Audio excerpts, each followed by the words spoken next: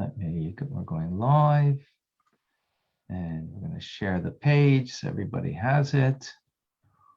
Batya, you can let people in. Thank you. Okay, we are live, and we will now share.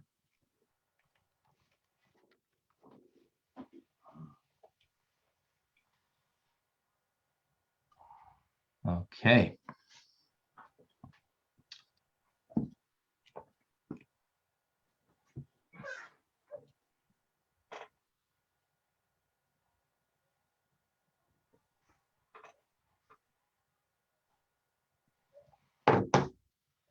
Are you ready? Chapter number 30, final chapter of the laws of Shabbat. About what remember Shabbos. Shnai min HaTorah. Shnai min say v'im tashma adei nevim. So HaTorah is Zohar b'Shomer. Nisbach adei nevim kavod v'oin shenem v'kras Shabbos adei nevim b'Shem HaKupa. There are 4 things that are in Shabbos. 2 things are biblical, and 2 things are rabbinic, and they are expounded through our prophets. It says in the Torah, Zachar and Shamar, which means to remember and to observe, which is explained by Yeshaya, by Isaiah, which is that the Shabbat should be a delight, sanctified unto God. So what does it mean? So we have Zachar and we have Shamar. We have remember and we have keep. Now we're going to explain what does that mean. Number 2, what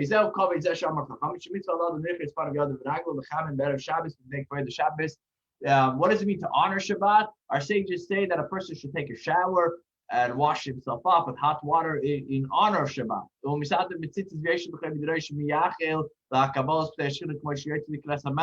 he should he should wrap himself with tzitzis and sit in a proper respect, like greeting Shabbat like as if he's greeting a king. And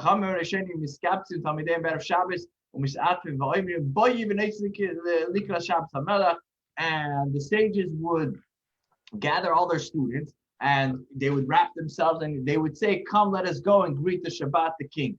Number 3, and part of honor is that you should have a clean clothing, and the clothing of Shabbat should not be the clothing of a regular weekday.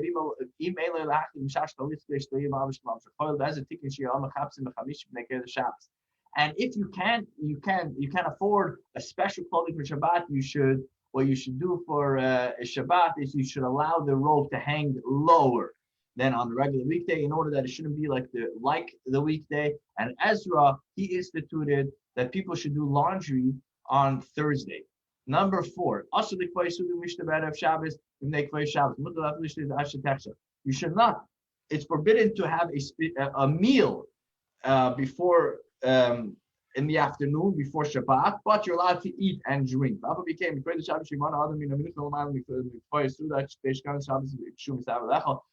it is better to someone you should refrain from planning a meal or even eating less from mincha, from the afternoon until Shabbat, so you come into Shabbat hungry. Number 5, a person should set his table even if he's only going to eat the amount of an olive. And likewise, after Shabbat, you should also set up your table. This way, you're honoring it when Shabbos comes in and when Shabbos goes out. It's like the second basin, very different than Shabbos. You have to clean your house on Friday in order that it should be clean for Shabbat.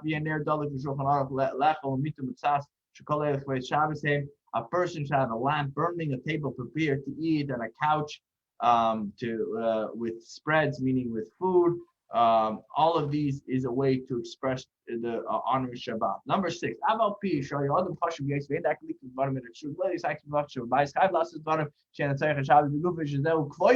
even though you're unaccustomed to go, you're an important person, and you're unaccustomed to go to the market to buy things. You're unaccustomed to do household chores. Nevertheless, don't do it for that. Do it for Shabbat. The sages of the former generation, there were those that would bring wood to cook. There was one who would braid wicks and one who would kindle lamps. And there was those that would go shopping to buy things for Shabbos, even though regularly they wouldn't do it. And the more one involves himself in these type of things, he is praiseworthy. Number 7. So that is kavod. We finished the idea of honoring. Now let's discuss oineg, delight. The Shabbos Adam. To what does it mean to have a delight on Shabbos? It refers to a person has to prepare delicious dishes for Shabbos and delicious drinks, flavored beverages on Shabbos. And this, all of this should be done within your means. And the more you do, the more you spend for Shabbat. You are praiseworthy. I guess I feel like also but what if somebody can't afford? Even if he merely does a stew for food, that is praiseworthy. That is considered making something specifically delightful for Shabbos. You don't have to go beg and borrow money from somebody else in order to make your Shabbat better. Do it within your means. To the extent that our sages said, make your Shabbat as weekday, meaning don't spend an extra penny on Shabbat, but do not depend on others. Number 8. What if somebody's wealthy and he's every weekday, every day of the week is what you spend on Shabbat? So then he has to spend even more on Shabbat to make Shabbat not like his weekdays. And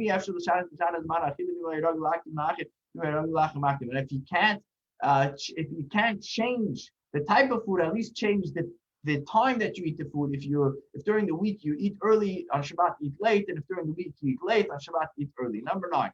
A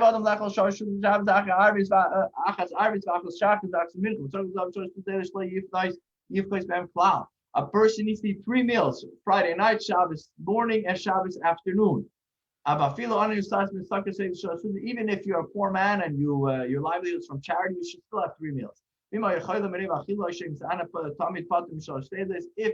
he gets sick by overeating or he fasts constantly, he's not obligated to have 3 fasts. Meaning, if it does the opposite effect for you, if it's not delightful for you, then you don't have to.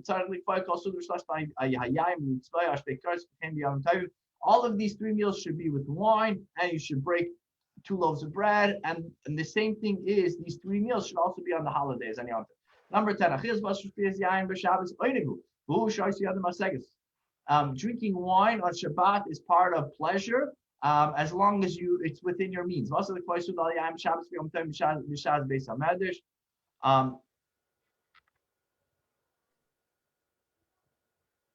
You shouldn't schedule this time that you're going to be drinking wine, the time that you're supposed to go to Beis Hamedrash to study. So this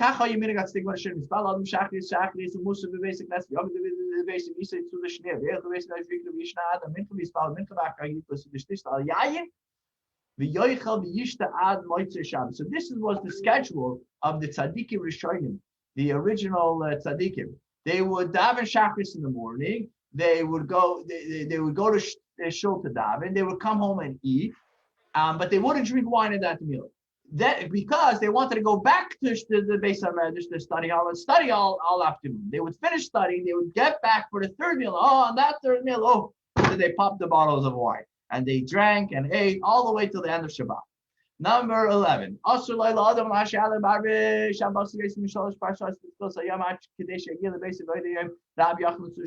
forbidden for a person to travel more than 3 parsot from the beginning of the day of Friday, because we want to make sure you're home enough time to prepare for Shabbos. People won't know that you're showing up at home and there's nothing to be ready for you. Especially, needless to say, that if you're being a guest by somebody else, make sure you come with ample time that they could prepare enough food and drink for you, so they're not embarrassed that you're there and they don't have enough food for you. Number 12. Also, these at least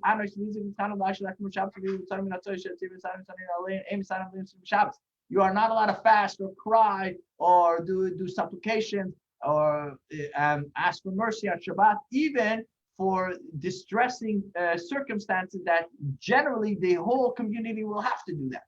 Maybe I'm time not on holidays. Which may should keep they come as also in our except for a city that has been surrounded by Gentiles, or a river or a ship sinking in the sea. In these cases, you are allowed. Number 13. We do not lay siege on Gentile cities less than 3 days before Shabbat. Therefore, you give them enough 3 days so they can that when Shabbat comes in, they're already more calm.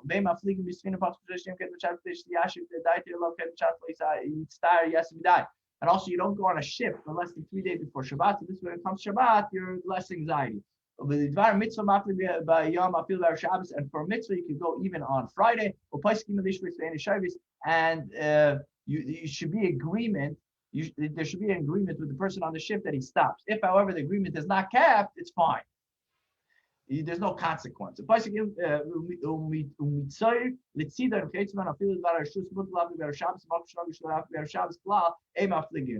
From Tanya to Tzidar, those were 2 places. They were close enough that you're allowed to journey on Friday, and a place, and in places where it is customary not to set out on a journey on Friday at all, one should refrain from traveling if that was the custom of the place. Sexual relations is considered pleasurable for Shabbos. Therefore, the sages would have sexual relations from Friday night to Friday night. It is permitted to engage in sexual relations with a virgin on Shabbat, and it's not considered creating a wound. Number 15.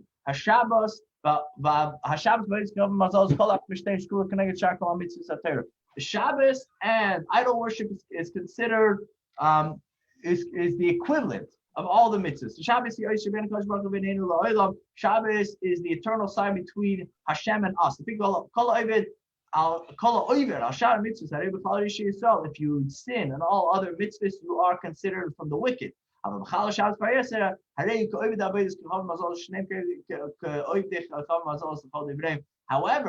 so if you do any other sin, you're wicked. But if you're Machalo Shabbos, if you violate Shabbos, then you're considered as if you're serving idols.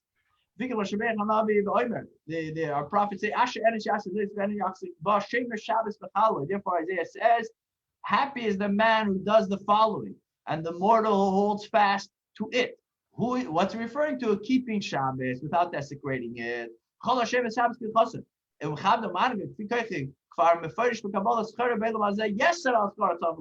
someone that keeps Shabbos to the letter of the law, and he honors it, and he has pleasure on it as much as he can. The Kabbalah says that his reward in this world is even greater than the reward he will get in the world to come. Never, like it says in Isaiah. You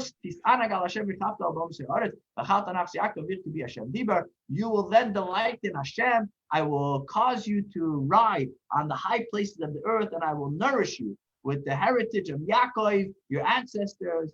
Thus has the mouth of Hashem spoken, referring to Shabbat. And with that, we finished the first chapter of today, and we finished the final chapter of Shabbat. Everybody, inhale and exhale.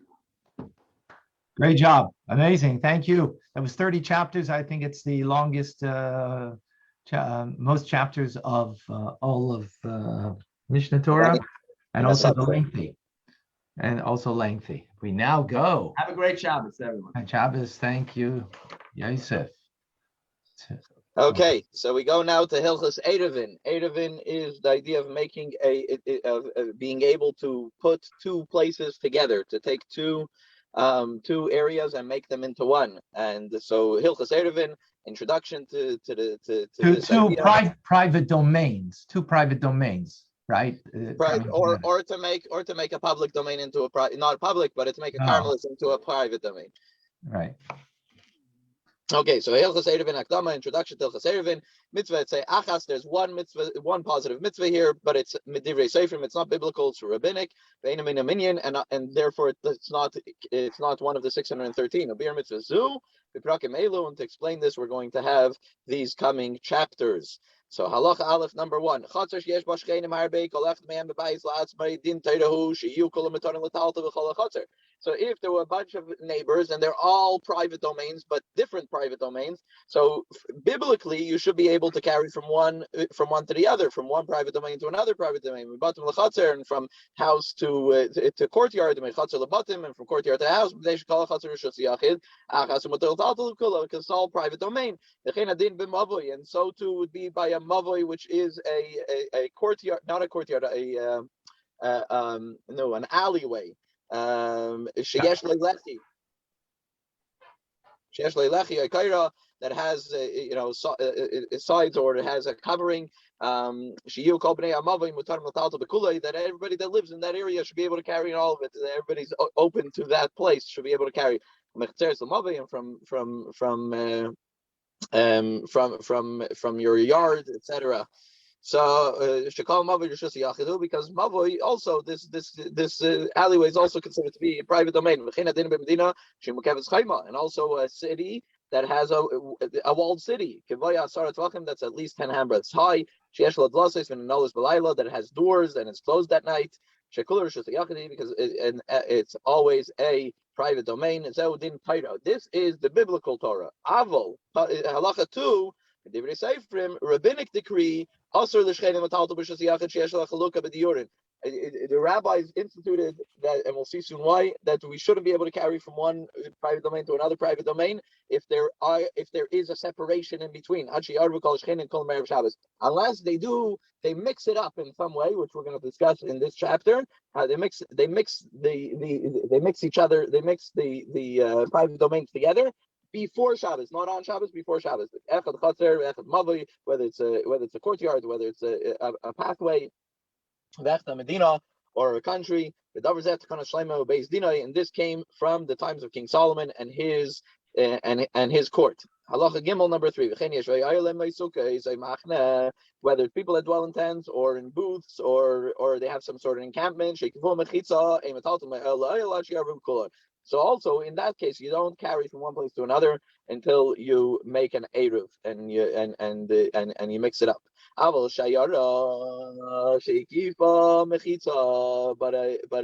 if you have a caravan of people, you're traveling, and they made a wall around it, they made a mechitza around it, they made an eruv around it. So that's considered an eruv. You don't have to make it oil. Then you could take from one tent to another tent below eruv. Because it's already a eruv. And these tents are not permanent. Halacha Dalet number 4. Why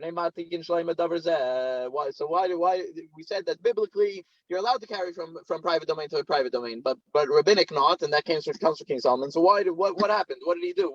Why did he do that? What's the thought process behind it?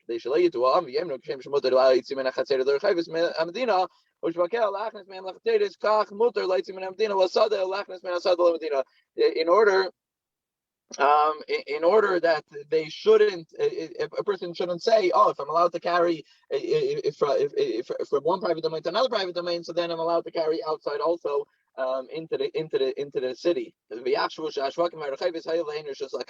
So just like the alleyway belongs to everybody, so then we're going to think also that they're like the Sadeh Sumidvaris, they're like the fields and etc.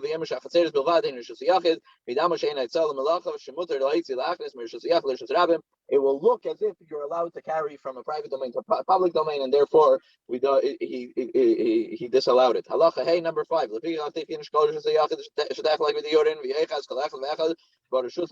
So he instituted that a private domain that's separated, each one has it's considered its own domain. And each one is individual and it has its own, so to speak, rights. In a place that everybody has equal rights, so then it's considered to be a public domain. But if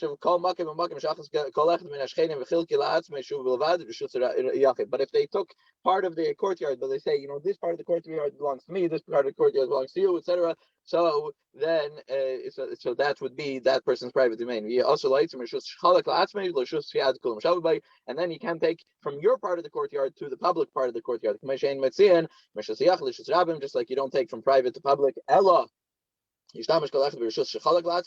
A person should use the part that it belongs to him until you make an eruv, and then even though even though it's all private domain. Halacha number 6. So how do you make this eruv? How do you make this connection between all of them together? Who sheyis arvu? Who sheyis arvu? So the way to do it is when you make an eruv of food, and you put away this food before Shabbos. That we're all mixed up, we're all connected, and there's one food that's for all of us. And not that one has more than the other. Just like we're all equal in this place. Just like we're equal in this food, so we're equal in also the location.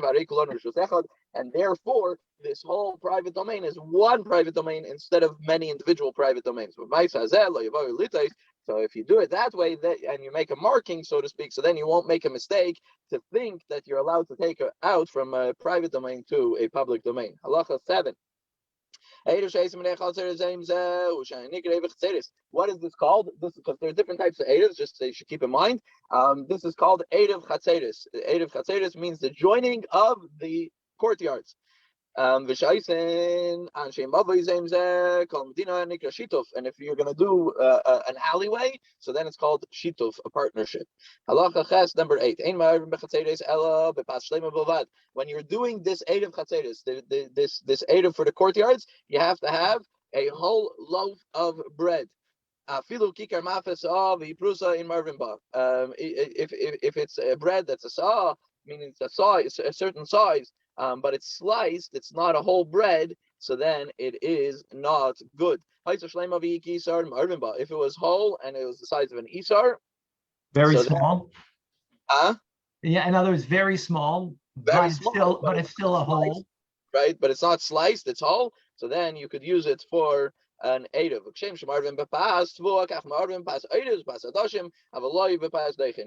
So obviously bread we're talking about bread of grain, but you're also allowed to use bread that's made out of rice flour or lentil flour, but not out of millet. That you can't use. And you could accumulate together food, other foods with the bread. You can include all other food except for water, or salt on its own, mushrooms or truffles. You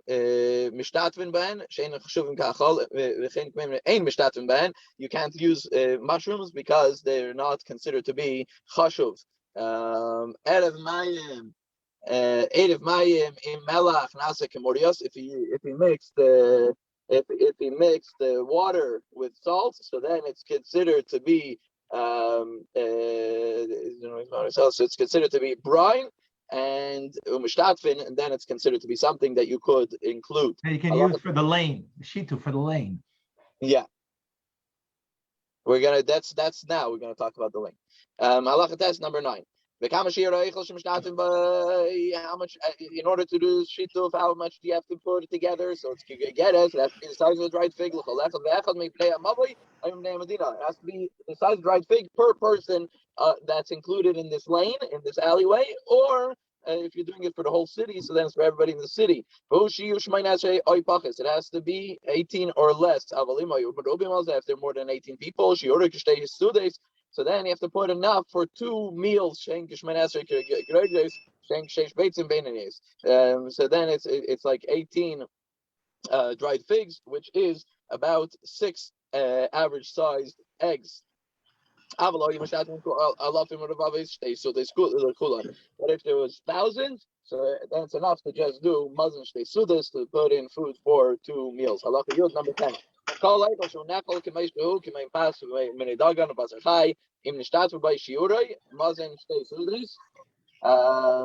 Sorry about the background noise. So when you do shituf, when you're doing this inclusion of different people, so food that is ready to be eaten, meaning it's not raw, So like a loaf of bread or raw meat. So then the minimum measure is mazon shtei sudas, the food, enough food for 2 meals. The choshu lifton, and anything that's like a side dish. And it's something that you dip your bread into. Wine, cooked wine, basar tzali, or roasted meat, vinegar, morios, brine, zaysim, olives, onion heads, so then the amount that you need is enough to eat 2 meals. Halacha Aleph number 11. If you're using wine, fresh wine, so then it needs to be 2 revias, so it's about 7 ounces or something like that. And also with beer, also that amount. Beitzim, shtayim, and eggs, 2 eggs, and even if they're raw. And the pomegranates should be 2. Esrog echad if it's an esrog, so then 1. Nuts, geizim, chamisha farsekim. Peaches should be 5. Litra shel yarak bein chai bein shalok. So Roman pound of vegetables. So then, whether it's raw or cooked lightly, but not thoroughly, so then they can't be used because it has to be. It's not proper to eat. Ekla tavlin, an uchla of spices. Kav tamarim, a kav of dates. Kav gregaris, a kav of dried figs. Manad vela, crushed figs. It has to be a mana. Kav tapuchin. If it's apples, it has to be a kav. Shus kimlei ayad. Beans, no. Cascara has to be the amount, like a handful. Chazin, litra, Roman fresh beans, it has to be a litra. No, that's Roman pound, has to be a litra. But darin be tarein b'chlal yarik. So that is like a vegetable, and you could use it to make an eruv. The leaves of an onion you don't use. Unless they were long and each leaf is spread out. Because less than this you're not going to eat. All these things are considered to be side dishes. And that's why they have these amounts. And anything similar to it. It's from the shir shiduf, and anything that you could eat is edible, so then it could be included in this shir of shiduf. Halacha base number 12. Litra ha'amura. This Roman pound that's mentioned. It's talking about 2 full revias. The ukla, another amount is a chatzi revius, is a half a revius, which is, I guess, 1 3/4 ounces. When it says mana, it's talking about 100 dinar, which is a type of financial thing from then. Dinar sheish main, and dinar is 6 main. Mishkal sheish, and a ma is the weight of 16 barley corns. Vasela arba dinar, and a sela is 4 dinar. And these are all different types of either weights or different types of money from the time from that time. But revius machzekes min hamayim oy min hayayin, revius is an amount. So whether it's water or wine, mishkal shivas for dinarim, it's the weight of 17 dinars and another half a dinar. Litra mishkal chamisha shleisha dinar. That the litra is 35 dinar. Ukla mishkal tisha dinar and pas revia, and the ukla is the weight of 9 dinar less a quarter. Halacha Yud Gimel. Saw Amor B'Chamakim Sheis Kabe, and a saw is 6 kabe. It's 6 kav. A kav are belugin, and a kav is 4 lug. The lug is 4 revius. For Beyarno Midas revius Mishkala, and we just mentioned the weight of a revius. Ve'elo shiurim l'shadam sarafis karis adamid. These are the shiurim, the amounts that a person should always remember. Halacha Yudalet number 14. Eichel shu mutar b'achila. Yeah, I'm halfway through. Eichel shu mutar b'achila. Eichel shu mutar b'achila. Afal bishu aser lezel arig areizem arig by mishtatif by any food that you're allowed to eat, even though it is aser. that you're allowed to eat, even though you're not allowed to use an erev, an ezim, arif bay, mishtatif bay.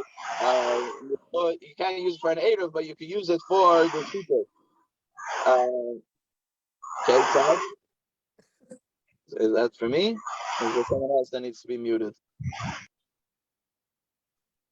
Ketzad, how does this work? Mishtatif hanazir b'yayin b'Yisrael b'truma. A nazir could use a Nazarite can use wine, and Yisrael could use truma. V'chein haneder, if someone swears off eating certain foods, he says that he's not going to eat it. But he could make an erev in it, and he could include it. Because even though it's not edible for him, it is edible for somebody else. Halacha Tesvav, number 15. Something that nobody's allowed to eat. For example, tevel, even a rabbinic tevel, which is food that you didn't tithe, or tithing foods that you didn't take truma from properly, or meiser sheni that you didn't do properly. So that nobody's allowed to eat. So then you can't use it for an erev, and it doesn't get included. But the mai, which is questionable, if it was tied properly, that you're allowed to, because it's something that there are people that are allowed to eat mai. And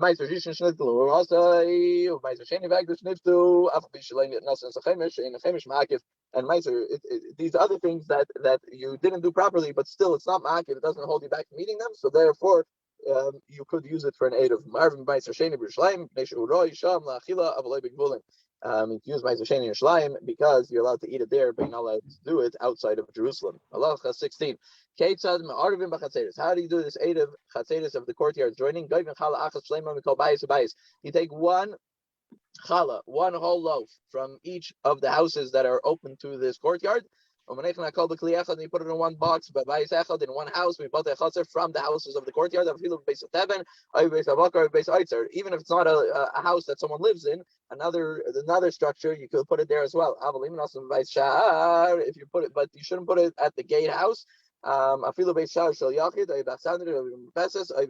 shouldn't put it outside on the porch, etc. That doesn't have that's not 4 cubits by 4 cubits, because then it's ein erev. And when you make this erev, you're doing a mitzvah, and you make a bracha. And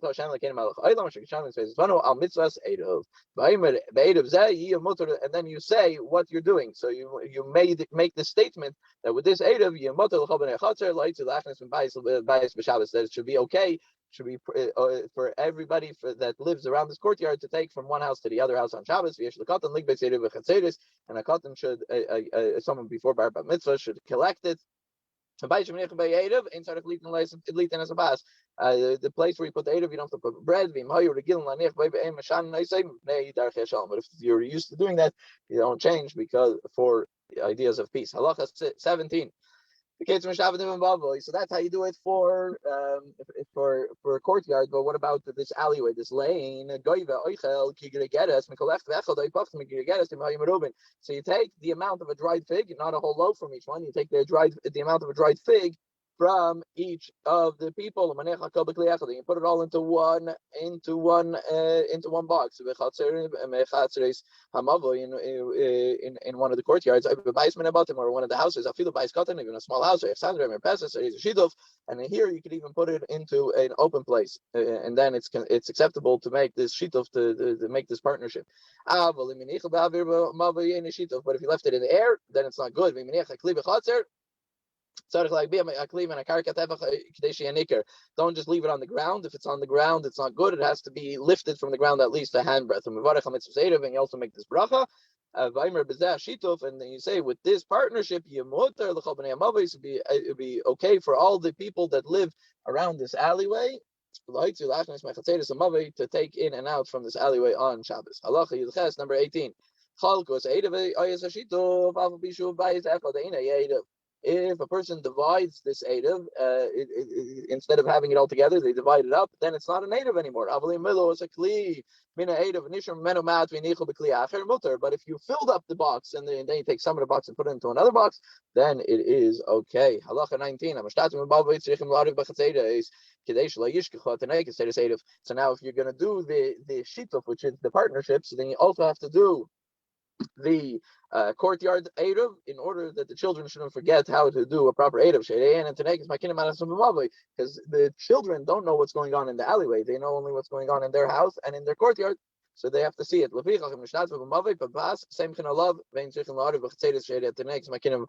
So since but if you do a bigger amount, if you do it with bread, in the alleyway, that's good enough because they'll recognize the bread.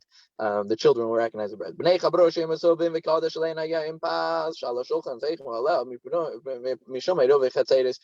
what if it's Friday afternoon and everybody in the courtyard is sitting together and they're eating together, and then all of a sudden Shabbos comes? You could rely on the bread that's on the table, that it's from all of them, that it should be considered to be this Erev.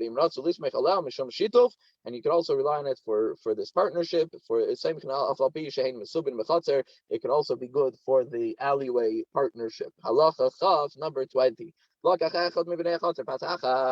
If one of the people from the courtyard took one piece of bread, and he says this is for everybody, or it's enough for 2 meals, and he says this is enough, this is for everybody in the mavoi, in the alleyway. He doesn't have to go and take from each individual one. But he shouldn't do it on his own. He should give it to someone else that person is mezakeh, and he acquires it on behalf of the others. He should do it with his son or his daughter that is over bar bat mitzvah, or his Jewish servant, or with his wife, but not if they're under bar bat mitzvah, non-Jewish servants, because they are just an extension of his own hand, and that's not what we want to do over here. It could also be his maidservant, a Jewish one, even if she is below bat mitzvah, because a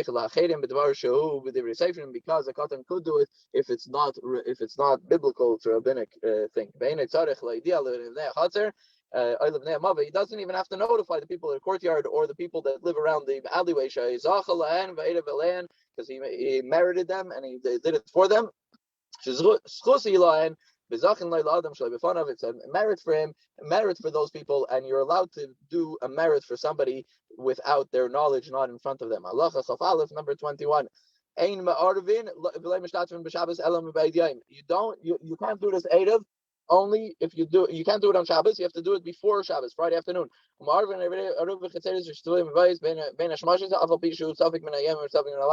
That Bein Hashmash's time, those moments that it's not sure if it's nighttime or daytime,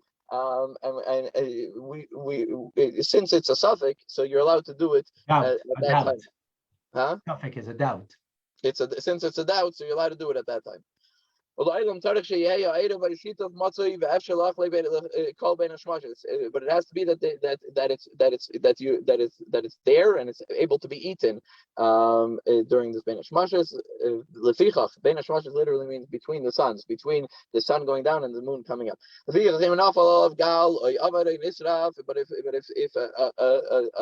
a bunch of rocks fell over it, or it got lost, or it got burnt, or if it was truma and it became impure, became tameh, maybe now nobody can eat it, so therefore it's not considered. You can't include it for the erev.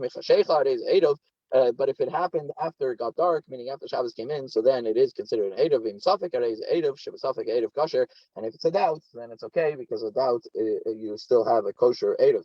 Final halacha in this chapter, halacha of base 22. Nasan erev v'yashitav b'migdal.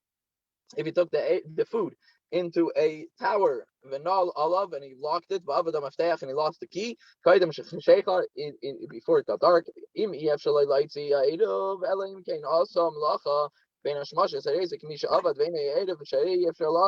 So now, if the only way you can get it out is if he does some malacha, meaning that he has to do labor, forbidden labor, in order to bust open and to get it out, so then it's not available to eat, and therefore it's not an erev. Trumas Meiser or Truma Gdaila, he's not allowed. If he takes Truma and Meiser and he says, I'm separating, it's going to be Truma or Meiser, but it should only go into effect after it gets dark in Marvin Ba, then you can't make an Erev with it, Shadaini Tevel, because it's Tevel, and Tevel, as we mentioned before, food that you didn't take tithes from, you can't use for an Erev. During Ben Hashmash, it's considered Tevel, and in order to use food for an Erev, it needs to be food that is edible during the day before Shabbos comes in. Thank you, Label. Appreciate it. Amazing. Beautiful. Okay, we continue. Hilchos Erev, the laws of Erev, which is just a reminder, this is a rabbinic law that was instituted by Shlomo King Solomon in his court in order to remind people that we should not be carrying on Shabbos in a biblical manner from private domain to public domain. And it's very easy once you start carrying from one private domain to another private domain, which is permissible biblically, that you're going to forget and you're going to then carry in the public domain. So instead of making it something completely forbidden to carry, remember, people lived in courtyards. What happens is there are many homes off a courtyard, and from a courtyard went to an alley, went to another courtyard. So in order to carry from within the courtyards of everybody living together, or from house to house that are all private domains. So rabbinically, again, this mitzvah of Eruv was instituted to allow us to do this. And what's the point? Well, if it was forbidden by the rabbis, now they're allowing us.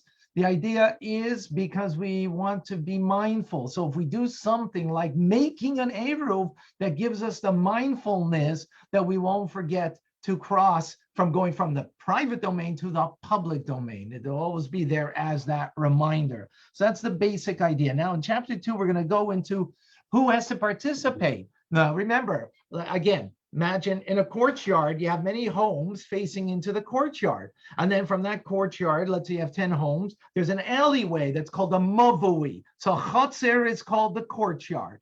The alleyway is called the mavui. The mavui goes to an alleyway that leads to another courtyard that has another 10 homes, for example, that are all facing to the courtyard. And they all have their part of the courtyard, and that's collective and private. And that's what we're talking about. How can you carry in that collective area of the chotzer, the courtyard, or the mavui, the lane? So that's Erev Chatzerus, and Shituf is the partnership is of the lane that you can go carry in the lane that would lead you from one courtyard to another courtyard. And that's the scenario, the kind of the diagram that we should have in our mind. So he says over here, so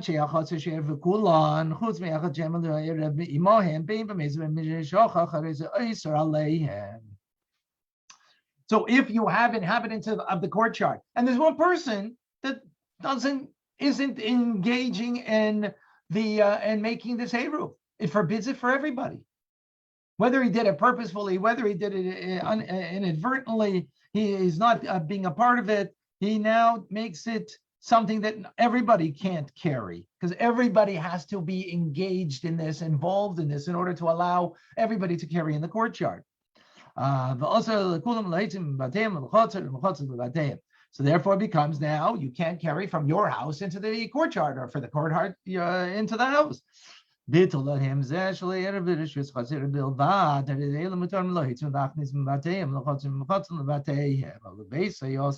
Now, so the person didn't want to engage in making the Eruv. And as we learned here earlier, people that gave towards it. But what a person can do is relinquish the right. This is a rabbinic law that is relinquishing, called to be mevatel reshus, to relinquish your right of usage of the courtyard. So that way it doesn't technically own, it's not owned by you technically. There's only a technicality for the law of Shabbos, in order, because you got a guy, he's too lazy to be involved, he doesn't want to come out, he doesn't want to give anything towards it, so he can relinquish his rights. And when he does that, that gives permission for everybody to carry into the courtyards and into everybody's others' homes in this domain, except you can't carry into that person's domain, the one who relinquished the right, because there it becomes not permitted, because he only relinquished the right of the courtyard, not of his home. But what if he actually relinquished the rights for the not just the courtyard, but his home too?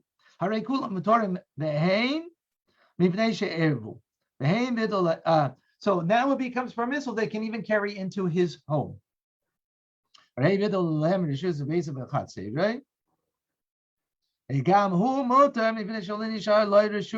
And even this person who relinquishes, right? It's also permissible for him to also carry. Why?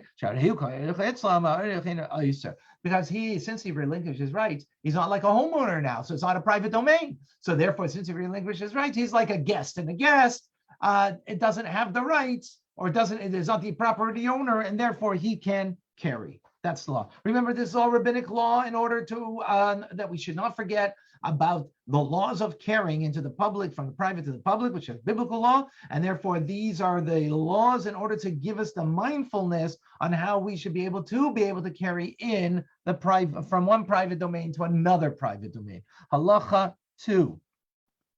What if someone relinquishes rights just without verbalizing how, is it just my courtyard or is it my home? So we consider it's only his courtyard and not his home.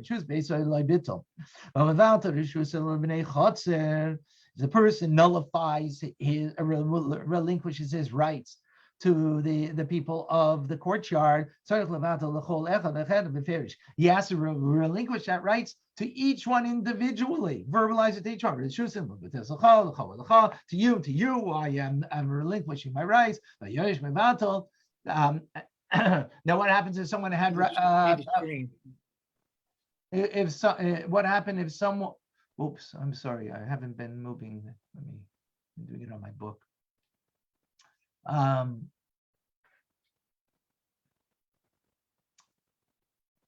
apologies. Now,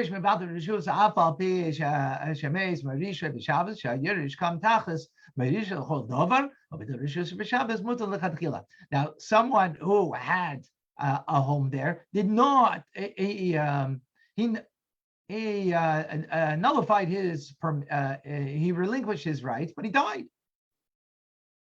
He died. So now his inheritor comes under him, and he is able to. I'm sorry, and he is able to nullify his rights on Shabbos. Why? Because again, remember, this is a pro forma kind of act of just relinquishing the rights of having the usage of the area, in order that you can make an Eruv. And the rabbi said that therefore an inheritor can relinquish rights on Shabbos. It's not a problem. Halacha 3.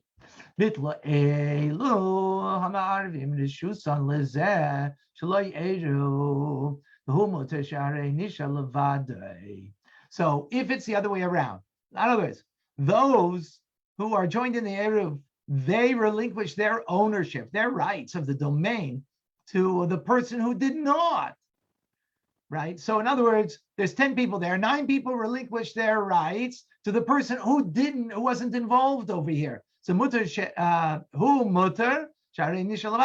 he has the right to carry because they relinquished their rights to him. But they have no permission because there's no they have no permission to carry because they don't have now ownership. But why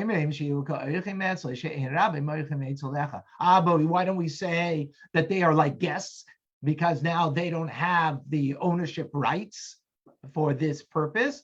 But because we don't say that there's one person and has 9 guests. You can have 1 guest for by the 9 people, but you can't have 9 guests by the 1 person. We don't turn it around the other way. In other words, the converse from halacha 2. Halacha 4. So now that was, if there were 2 people or more that did not participate in the Eruv, Now there were two. Before we spoke about one. Now that there's two, they can relinquish their ownership to the other people of the court in the courtyard that are making the eruv, and those who now it was relinquished to, they are permitted to carry. And those that did not, they are not permitted. Even though when it was one person, so he could carry, but when it's two people, it's not permitted. The rabbis didn't permit it.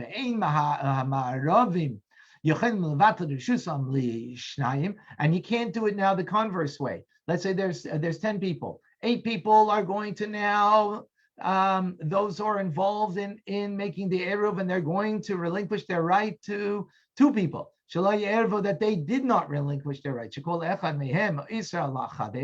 Because each one of them is now making it not forbidden on the other, because there's 2 of them, and they're making it forbidden on the other because they didn't relinquish their rights. So you can't do it that way. But people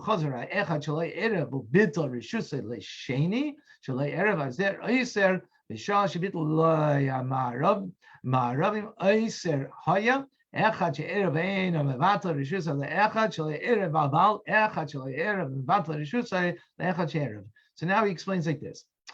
So even if you have one of those who doesn't participate in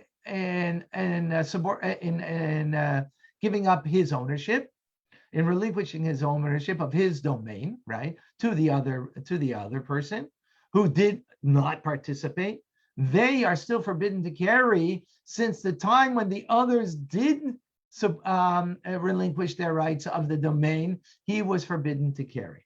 Now, when there are only 2 people sharing in a courtyard, right? In other words, they're making an eruv, and one makes the eruv, he may not relinquish his ownership of his domain to the other who did not join in the eruv. So he can't relinquish it to the other person to give that other person a right that he could carry if there's only these 2 people. Conversely, however, a person who did not join in the eruv can relinquish his ownership of his domain to the person who did make the eruv. Talking about now if there's just 2 people in the courtyard. Before we were talking about when there's several people, now it's just these 2 people. Halacha number 5. So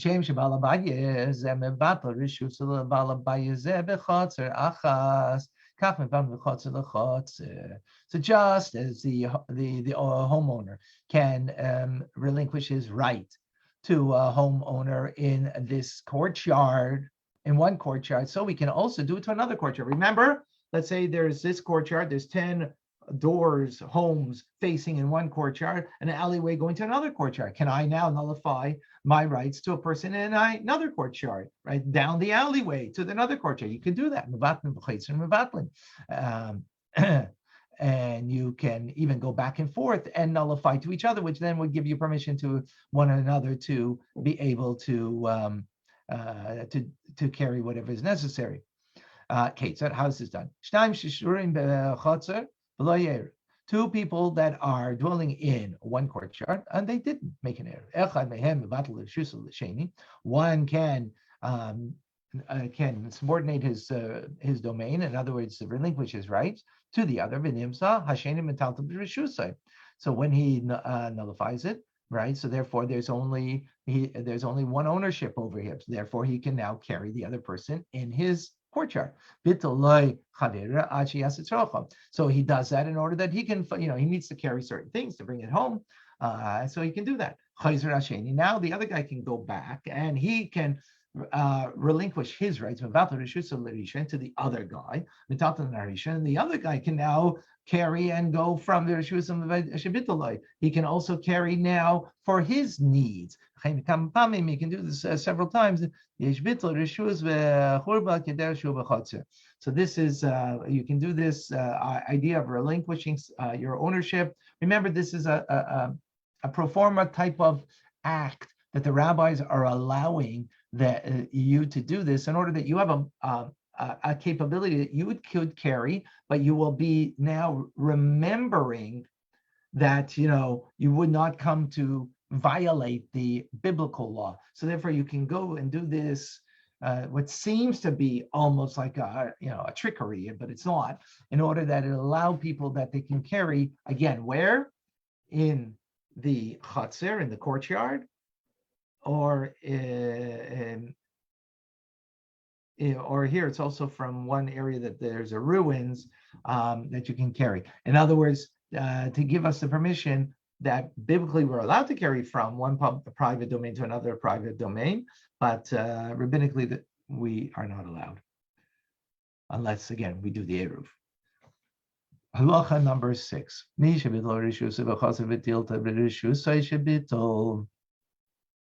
So now, if a person who relinquishes his right of his domain, he transfers an article to or from a domain that he relinquished.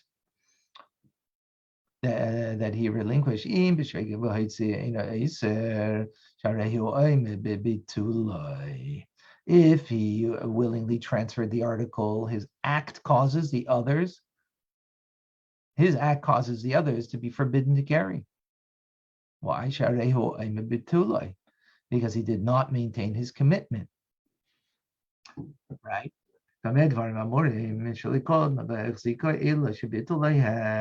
If he transfers the article unknowingly, he does not cause the others to be forbidden to carry when you maintain the commitment.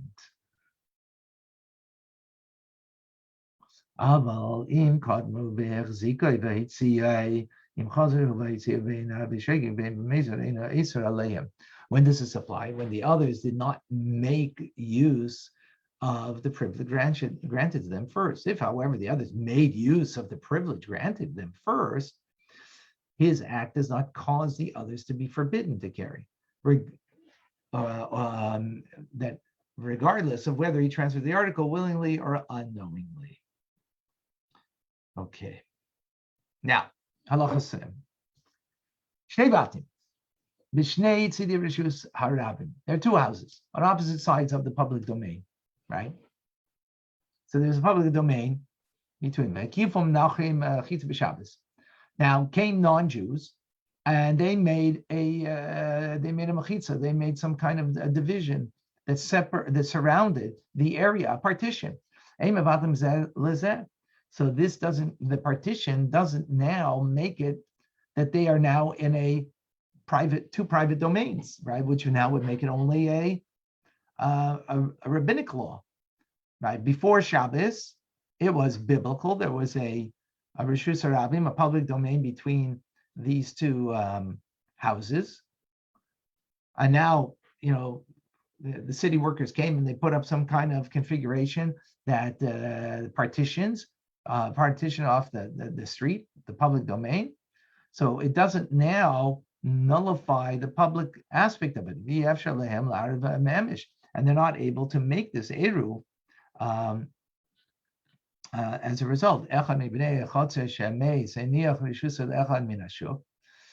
Another instance over here, what if one of the inhabitants of the courtyard dies and his estate is left over to another that is in the living somewhere else, not in that area, not in that courtyard.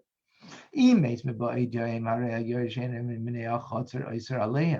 if he died before Shabbos came in, so now the inheritor, right, inherits immediately. It becomes his property, and therefore, if he's not part of the eruv, he makes it forbidden for them. But if the person who died left over the inheritance for one of the people who are part of the courtyard, if it's already that Shabbos came in, so therefore it's not a problem because he was part of the eruv from the beginning of Shabbos. So it's not a problem.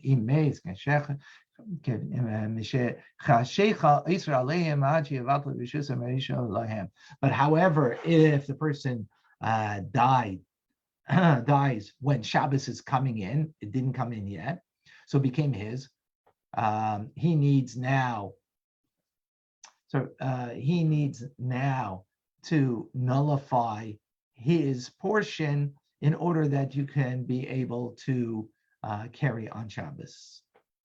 Because it became his before Shabbos, so therefore he needs to be able to relinquish his right in order that you can carry. Halacha number 8, very detailed and complicated laws over here. Israel v'ger sheshurim b'mara achas umeis hager ba'ed yoyim afal b'shelo yichzik Israel acher b'nechosav ad shecha harei k'machzik eiser ad shevatel sheharehu k'yoresh. Now, a Jew and a convert, all right, and the law of the convert is that they don't have legal heirs, legal heirs from a Jewish perspective. I don't mean from a non-Jewish court. From a legal Jewish perspective, they have no heirs because a non-Jew that converts is considered, that as if they're a child that was just born, and therefore they have no legal heirs. So what happens if they are dwelling in a cave, and the convert, he dies before Shabbos begins? So if another Jew, so since there's no one who no one is the rightful or is an heir, so therefore any Jew that takes possession of it, it becomes theirs. So if a Jew takes possession of his property before Shabbos, then it makes it forbidden that you can carry unless he relinquishes his rights. Why? Because he is the inheritor, and the inheritor now becomes the one who has to relinquish. Now, a Jew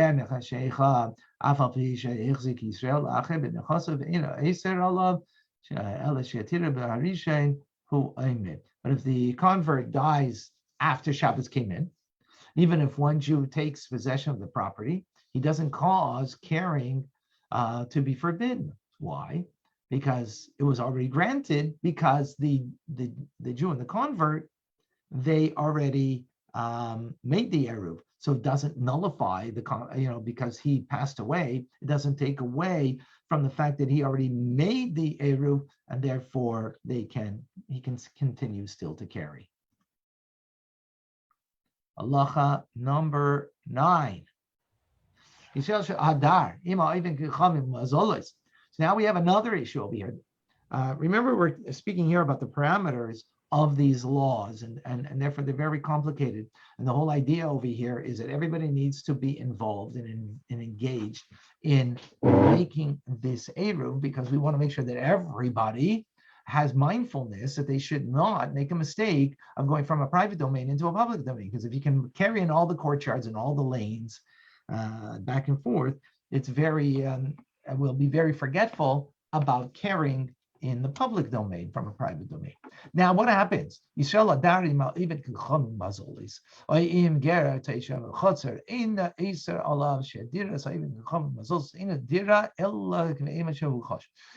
a Jew is dwelling in a courtyard with a heathen, or with a Jew, not a Jew, sorry, but a non-Jew who has taken upon themselves the 7 Noachide law.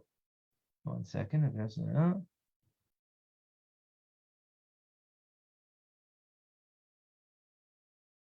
That he's taken upon himself the 7 Noachide laws, right? This person does not prohibit. It's not like you're living with that. It's like that person is not part of the courtyard.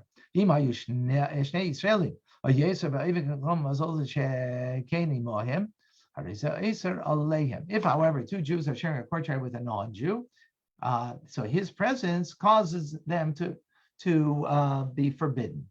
Why is that? If we just said now, if it's just one non-Jew, one heathen, right, amongst many, but if it's only one with 2, then it causes to be forbidden. We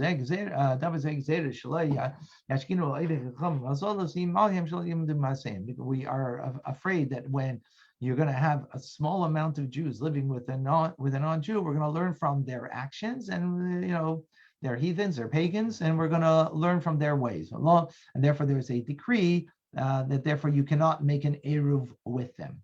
right? That will prevent Jews that want to live in such a situation. So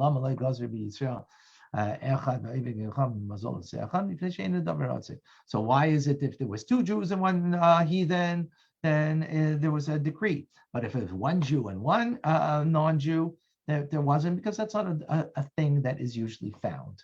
In other words,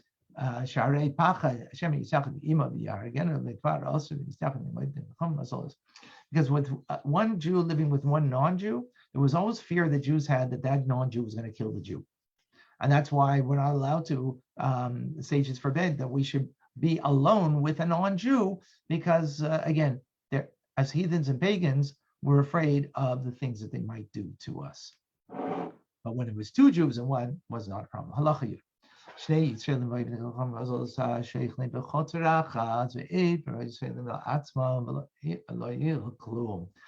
Jews and heathens that were dwelling in one chotzer, and then the Jews made an area for themselves. It doesn't help. Right, so they're living in separate homes in a single courtyard.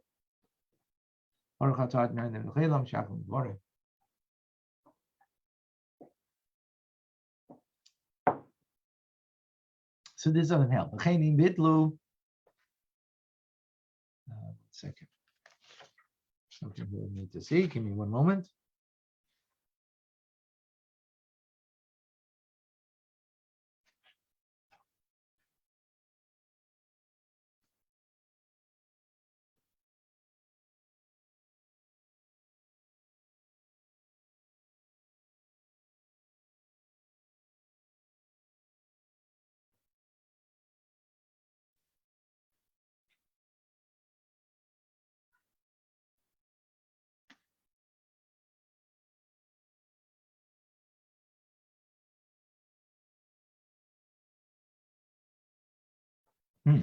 Okay. Have to look further into this. My apologies. Okay. So in such a situation, their actions have no consequence. So what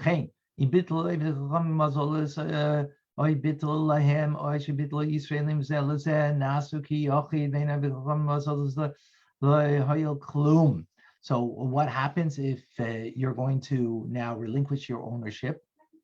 The non-Jews will relinquish their ownership to the Jew, or that the Jew relinquishes his ownership of his domain to the other, so that there will be only a single. Okay. So before we were talking about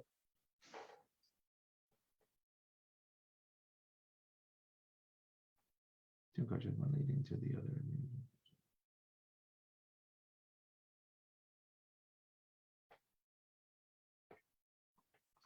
So, okay. So there's finer details over here.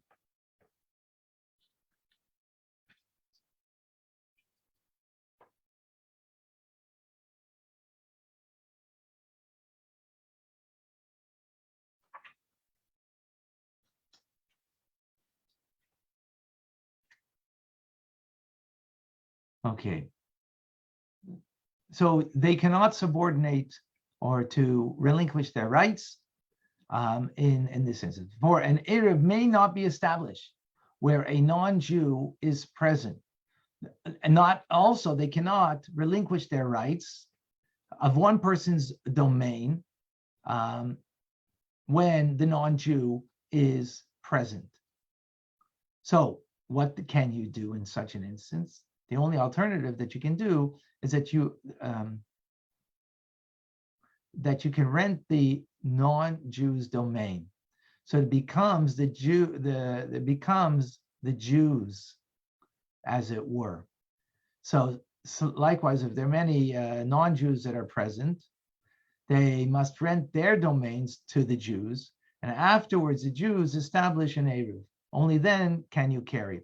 This is what we do in a hotel, right? A hotel that belongs to non-Jews, and many people are renting there. So we take money and we are actually renting from them in order, because we cannot make it together with them. So the only way we can, and when we're with non-Jews, is to rent it from them. In other words, they can't relinquish their rights of ownership. but we can rent it from them, and therefore becomes ours. Only then can you carry.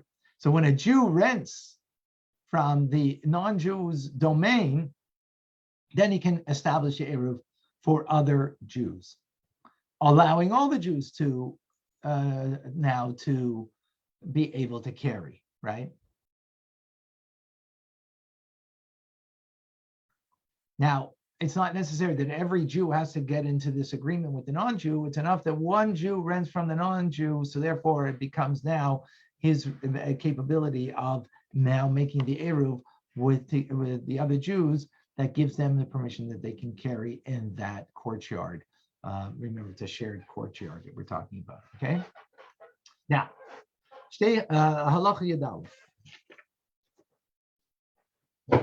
11.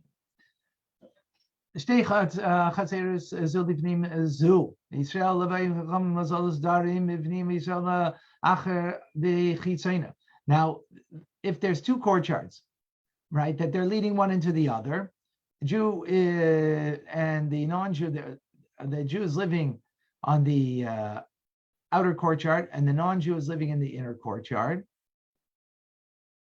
right? Or that the Jew and the non-Jew are in the outer courtyard, and another Jew lives on the inner courtyard.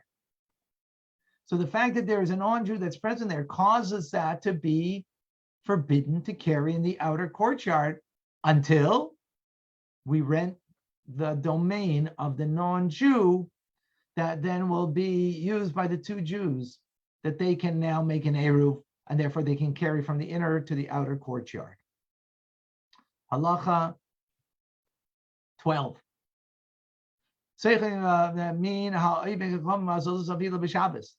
Now, this rental agreement, right, you can do even on Shabbos. Because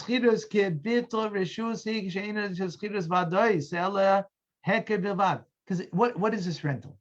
It's not a real rental. Not like I'm renting, from a rental company to, a chainsaw, that I'm. It's not, which is a real rental. You're renting for its usage, right? But here it is about Shabbos. So therefore, the rabbi said it's not real rental, and that it's truly now you can do whatever you want because it's only for concerning Shabbos. It is what's called a heker. It's only to make a distinction. So therefore, we would remember that it's Shabbos and we shouldn't transgress and carry in the public domain. Therefore, the rental could be even with less than a pruta. Usually, a pruta is the minimum amount of money that you give for any kind of action that is an exchange, that is a legal exchange. But here it could be even less because it's not about the money. It's not about that you're getting real the rental of something that you have the usage of. It's only concerning Shabbos that you can carry. And even though usually you need mindfulness that the person is now renting to you and selling to you when it's a usually kind of legal exchange, but here whether it's the wife of the non-Jew, of the heathen that is renting and he doesn't even know about it, it's okay. Likewise, if it was rented by his servant and the owner doesn't know about it, and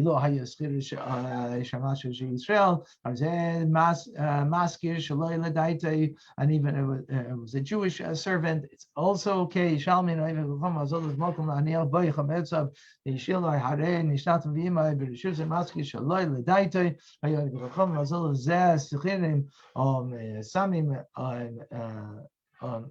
Shamashim rather,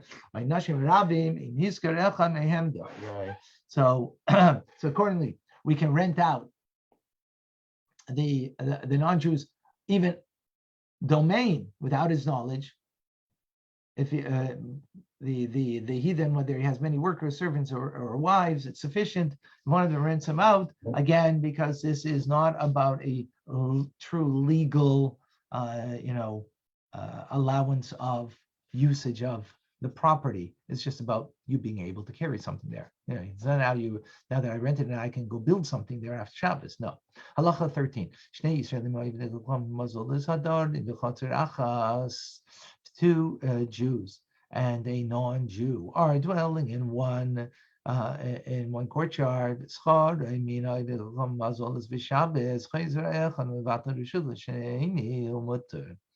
And what happened?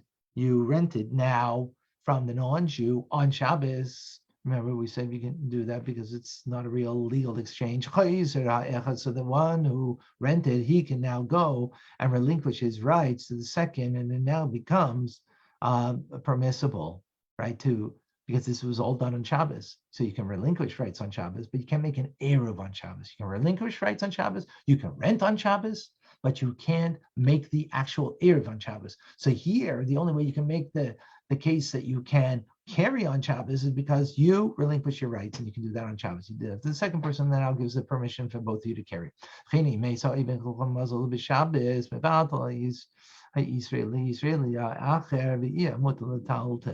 Likewise, if the non-Jew, he passed away on Shabbos, you can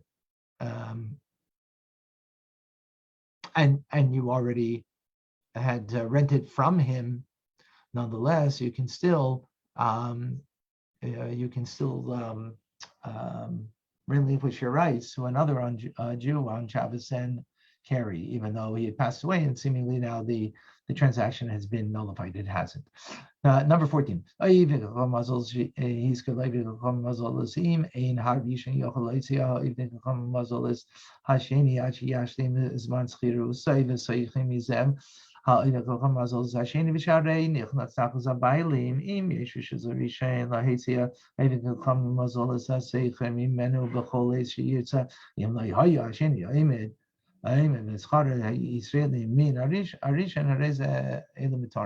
Now, the following law is as follows.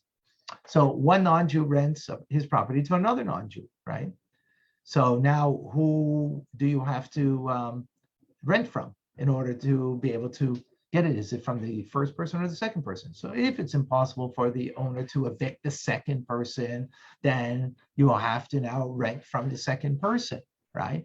But if the owner can evict the renter at any time, so then you have to rent it from the owner in order that you can gain permission to carry in that area. Halacha 15. So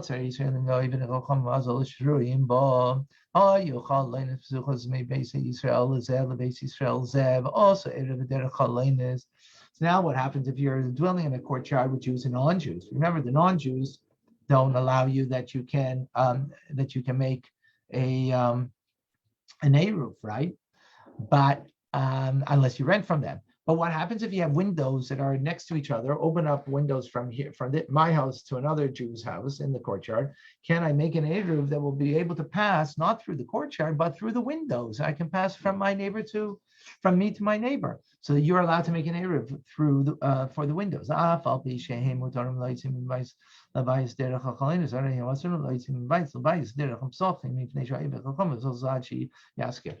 even though I made an Eruv, so it's permissible, and you might think, so therefore, since I have a reminder over here, so it's okay to pass it through the windows, so that should be able to allow me to take it out in the courtyard too. No, but remember, the non-Jew doesn't allow you to do that unless you rent it from him. Once you rent it from him, then you could also take it in the courtyard. But without that Eruv does not help. Because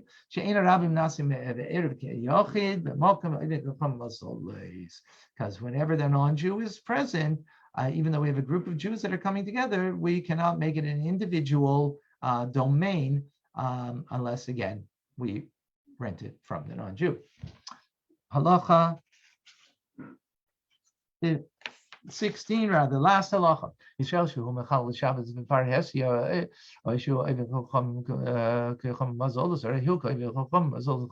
how about a Jew that doesn't keep Shabbos publicly, right? Not privately, publicly, right? Publicly does things that are not allowed to, or he's an idol worshiper. Then he's considered, for these laws that we're talking about, like an idol worshiper. In other words, is not like a Jew in this regard. See, therefore, we'd have to rent from him, right? So we can't make an Eruv with him because you can only do that with fellow Jews. And for this purpose, he's not considered like a fellow Jew that you can join him together. And he can't also relinquish his rights, right? Because that is a special thing for the Jew to be able to do that, and he doesn't have that right. So Ella, so the only thing you can do is rent from him as you would rent from the non-Jew. But if it's someone who was, someone kept Shabbos, right, and wasn't an idolater, but was an Epicurus, right? There's someone, I keep Shabbos, but I don't believe the Torah, the biblical, the rabbinic part of Torah. I'm just a biblical guy, So, so therefore, this person is not following the rabbinic law because Eruv is a rabbinic law. So we can't consider him as an non-Jew because he is a believer, right? I mean, I'm saying not a believer. He's not an idolater, and he is keeping Shabbos, right? He is keeping a semblance of Shabbos. So therefore, we can't rent from him because we can't consider him as a non-Jew, as someone who doesn't keep Shabbos. But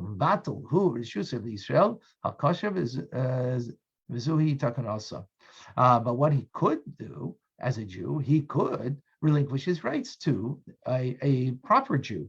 And that would be the way to go about this. So the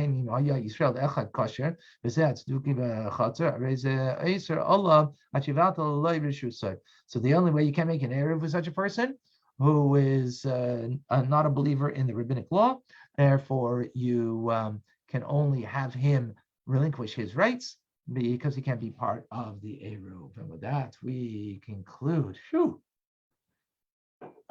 Chaim. Does that mean without his permission?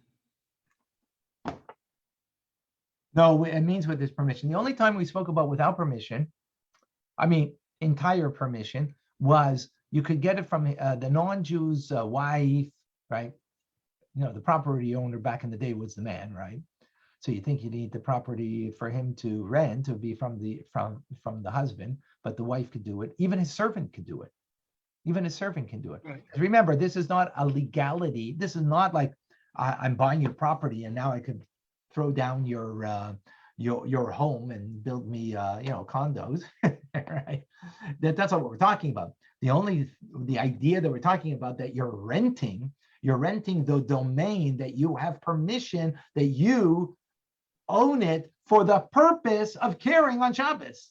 That's a very specific thing that we're talking about, right? So therefore, in that instance, you could rent it even from the non-Jew servant who didn't even tell his boss that's the owner of the property.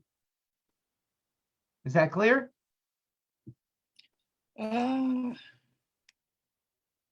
Usher, yeah? I just because it didn't say. I wondered if that was it, because if he doesn't believe in the oral law and he's not. No. One second. That was about the non-Jew. You're talking about the Jew now. That's what I mean. Okay. The question was, can it be rent? Does he have to give permission? In other words, he said he's a Jew, but he doesn't believe in the oral law. He doesn't follow the rabbinical. So you can't make an Eruv with this person because the Eruv is rabbinic law. He doesn't believe in it. He doesn't. So you can't make an Eruv with him. 1 second. There's 3 things. Let me first give up the 3 things so we can make sure we have an understanding. There's 3 things. Making an Eruv, which means we join together. We're one big happy family, so to speak, right? We all, and as a reminder, we made the Eruv as a reminder that we should not transgress the biblical law of going from private to public, right? Carrying private to public. So we're one big happy joining family in one happy domain, so to speak, right? So the problem is, if you have a Jew, 2 types of Jews. You have one Jew who doesn't believe, who acts like a non-Jew. So in all intents and purposes for this law, you treat him like a non-Jew, meaning all you can do is rent from him. He can't nullify because nullification is something that is the Jew can do for each other. We can do. I can nullify before a Jew, and you know, there's a beautiful story of a beautiful story that brings out maybe this idea over here that ties in. No, I'll tell it later because I don't want to mix up the idea over here. So this Jew who's acting like a non-Jew is a heathen or doesn't keep Shabbos publicly is treated for these laws. He's not treated as a non-Jew, but for these laws, he's treated as a non-Jew. And the only thing you can do is rent from him. He can't nullify, he can't relinquish his domain to me because we don't have that connection. We don't have the bittul, self-abnegation, self-subordinate is only to subordinate one Jew to another, right? But, and I can't make an eruv with him. He's a non-believer. Now, but that's someone who's acting like a non-Jew. Then you have a Jew who's acting like a Jew. He keeps Shabbos, but he doesn't believe in the rabbinic law. He still keeps Shabbos. He's not a heathen. He's not following any heathen pagan idolatry and keep Shabbos. So how do I deal with that person? So I can't deal with him. I can't make an eruv with him because he doesn't believe in it. Eruv is rabbinic, right? I can't rent from him because he's a Jew. That's a law for the non-Jew. So what only that's left is he can relinquish his domain, the rights of his domains, to allow me and others to carry in the courtyard. Is that clearer now? Yeah. I'm just wondering if he would even care to do that. So you got a good point. You know, obviously this is the laws over here. The laws over here are not talking about whether you care or not. It's talking about the parameters of the law. Now that would be another issue, right? That's another issue. He cares, it doesn't care. Law doesn't talk about feelings. Law gives us the parameters of what's allowed and what's not allowed. So you're right. You might have to cajole the person. You might have to get the person to come and do it and so on. Absolutely correct. But that's not in the hands of the law. That's in, how you're negotiating with the guy. Right. Right? Thank you. Yeah. No, so yeah, very good. Any other questions? But that was, thank you for bringing that up. Very complicated. So I want to just make sure that we have the idea over here. Eruv means adjoining, from Aruv means means responsible. It also means, why are we responsible? Why does it say that the Jewish people are ravim zeh lazeh? They were responsible one for another, is the word from the word Eruv. You know why? Because the word Eruv also means mixed, joined. We're mixed together as like one entity, joined together as one entity.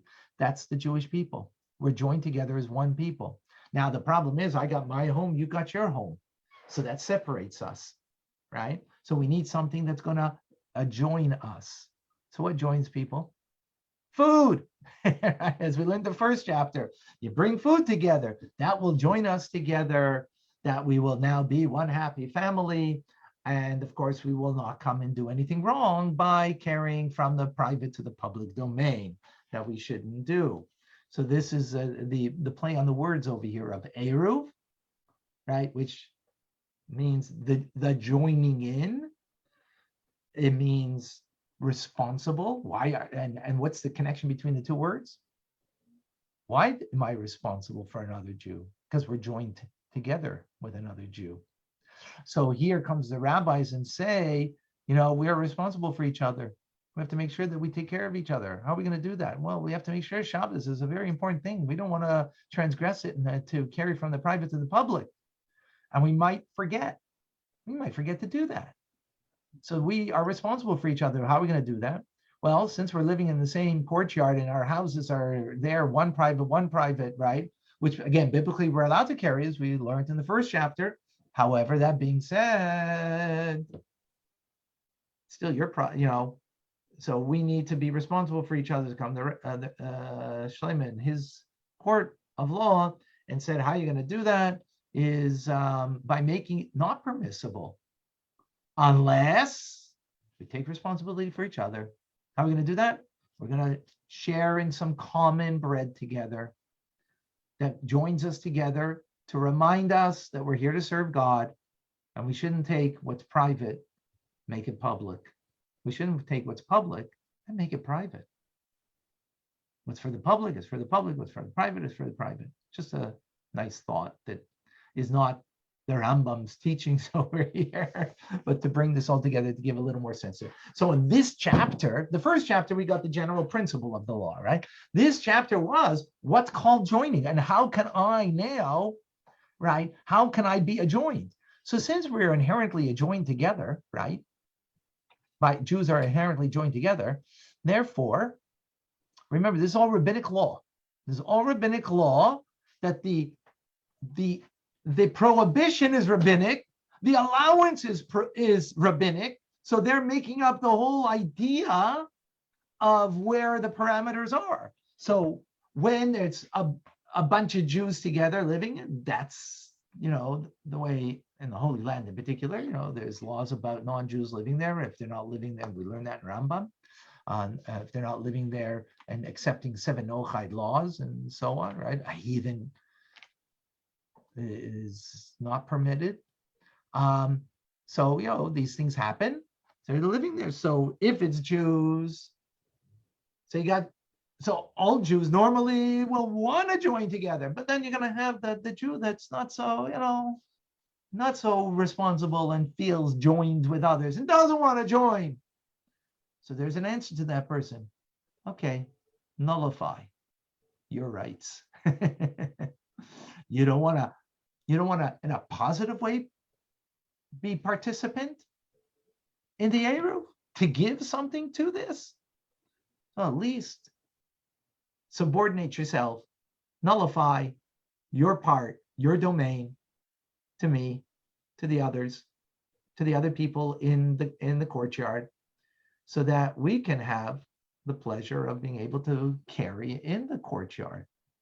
So at least, you're not doing the positive act, you have at least, we're still joined, at least, relinquish your rights. Now, the non-Jew can't really relinquish rights to me or to another Jew because we don't have that commonality. We don't have the Eruv. We don't have the adjoining.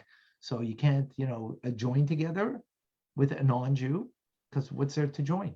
We're not of the same soul. We're not of the same people, right? In this called Reshus HaYachid. Reshus HaYachid means the private domain. Private means the innermost sanctum. Public, in the public arena. So all of humanity, we have a connection and a responsibility, but that's in the public domain. To all of humanity, we have a responsibility. But in the private domain, my responsibility, my eruv, my adjoining and sense of responsibility is to the inner sanctum, which means to the Jewish people. Does that bring a little clarity, the spiritual idea over here? It's not the Rambam, but, just to give a little more, an appreciation of the deeper idea over here. So in that inner sanctum of the Reshus HaYachid, the private domain, right? We are inherently connected. That's why biblically it's permitted. But yet, even in that private domain, come the rabbis say, you know what? Not enough. You're connected truly in soul, but you know what? You need to be responsible in deed also. So therefore, you can't carry unless you're going to come together in a positive action of joining together in bread, right? And that's why a loaf, if it was an Isser, which is very small, or a huge complete loaf, because why complete? Well, who cares complete? Bread is bread. This a slice is a slice. Who cares? No. It's about a completion over here. You're bringing completion to the people. You're making from the oneness of God, the oneness of the people in the private domain. You're taking full responsibility. It has to be a whole loaf.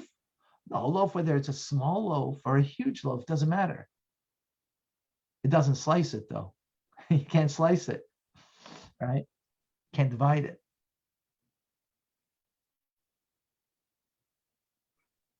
That's a different idea.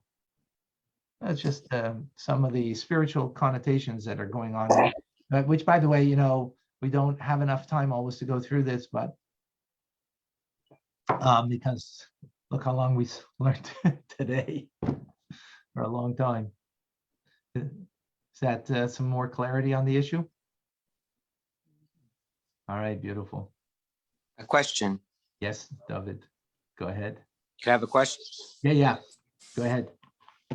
Okay, so living in a duplex, upper duplex, and there's someone downstairs in their general courtyard. There's stairs going down to go out. So you're saying a loaf of bread will do it, or you mentioned in the past two types of food we bring together and bring to them, and it's as if we become owners of the courtyard or the stairway. You're sharing to make it so we can carry keys. You're sharing together in order that now you have a share in each other's private domain, so to speak. That which allows you in your home you can carry, but this allows you that you can now carry in someone else's private domain. Which means downstairs. Which means downstairs, which means the common area, which means the backyard. That is, that belongs to him, not you. Right? But you have access to it. Yeah. Yeah. Yeah. So that's what we do. So we just have to, and we have to say certain words, or we said what the prayer was in the first chapter. It's in the Siddur. It's in the blue Siddur. It's there. Okay. Mm-hmm. I mean, I don't know if it's enough in the blue Siddur that the bracha on what to do. I don't know if it's enough over there, all the laws. Chatzera. Erev Chatzeres, it's there. Yeah.